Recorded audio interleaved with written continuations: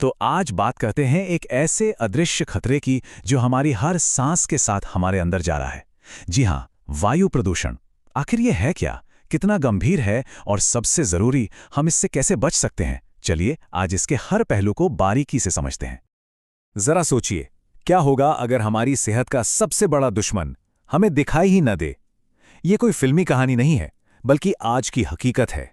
एक ऐसा खतरा जो हवा में घुला हुआ है और हम अक्सर उसे नजरअंदाज कर देते हैं। तो चलिए शुरू करते हैं बिल्कुल बेसिक से। जब हम कहते हैं वायु प्रदूषण या एयर पोल्यूशन, तो इसका असल में मतलब क्या होता है? देखिए, ये सिर्फ धुआं या धूल मिट्टी नहीं है। टेक्निकली वायु प्रदूषण का मतलब है हमारी हवा में, हमारे एटमॉस्फेयर में ऐसे हार्मफुल सब्सटेंसेस का मिल जाना जो इंसानों से लेकर पेड़ पौधों तक हर जिंदा चीज के लिए खतरा बन जाए।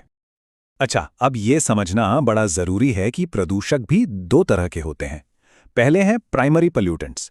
इनको आप ऐसे समझिए, जैसे सब्जी बनाने के लिए कच्चा सामान। ये सीधे सोर्स से निकलते हैं, जैसे ज्वालामुखी से निकली राख या गाड़ी से निकला कार्बन मोनोऑक्साइड। और फिर आते हैं सेकेंडरी पोल्यूटेंट्स।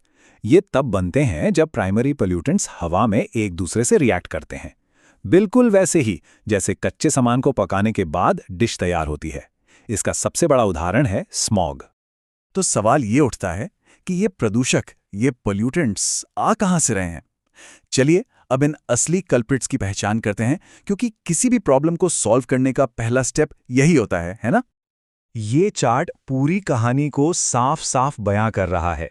देखिए, इंडस्ट्री और ट्रांसपोर्टेशन, मतलब हमारी फैक्ट्रियां और गाड़ियां, ये दोनों मिलकर ही करीब करीब 70% प्रदूषण के लिए जिम्मेदार हैं। एग्रीकल्चर का भी इसमें एक बड़ा हिस्सा है। और अगर हम और गहराई में जाएं, तो ये टेबल हमें पोल्यूशन के असली विलेन से मिलवाती है। जैसे ये पार्टिकुलेट मैटर, जिसे हम PM 2.5 कहते हैं, ये आता है इंडस्ट्री से। फिर है सल्फर ऑक्साइड, जो कोयला जलाने से पैदा होता है। और नाइट्रोजन ऑक्साइड, ये तो हमारी गाड़ियों के धुएं और पावर प्लांट्स की देन है। मतलब हर एक का एक पक्का सोर्स है। ठीक है, तो अब हमें पता है कि ये प्रदूषक क्या हैं और आते कहां से हैं। पर अब बात करते हैं सबसे जरूरी सवाल की, इनका असर क्या होता है, इनके नतीजे कितने खतरनाक हैं? ये नंबर शायद आपको हैरान कर दे। 70 लाख। जी हां, हर साल दुनिया भर में 70 लाख लोग सिर्फ और सिर्फ प्रदूषित हवा में सांस लेने की वजह से वक्त से पहले अपनी जान गंवा देते हैं। ये एक बहुत बड़ा मानवीय संकट है जिसे अब और नजरअंदाज नहीं किया जा सकता। और ये कहानी सिर्फ इंसानों तक ही सीमित नहीं है।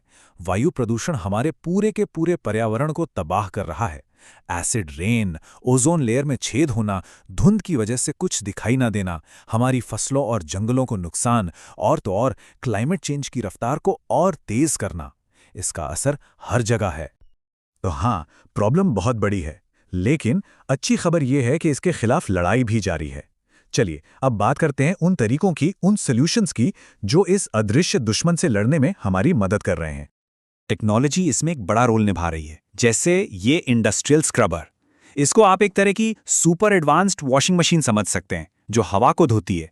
ये फैक्ट्री के धुएं में से सारे खतरनाक पोल्यूटेंट्स को पकड़ लेती है और बाहर सिर्फ साफ हवा भेजती है। ये एक सिंपल लेकिन बहुत ही इफेक्टिव तरीका है। पर देखिए, सिर्फ टेक्नोलॉजी से काम नहीं चलेगा, हमें मजबूत पॉलिसीज की भी ज़रूरत है। सरकारें नेशनल एयर क्वालिटी स्टैंडर्ड्स बनाती हैं।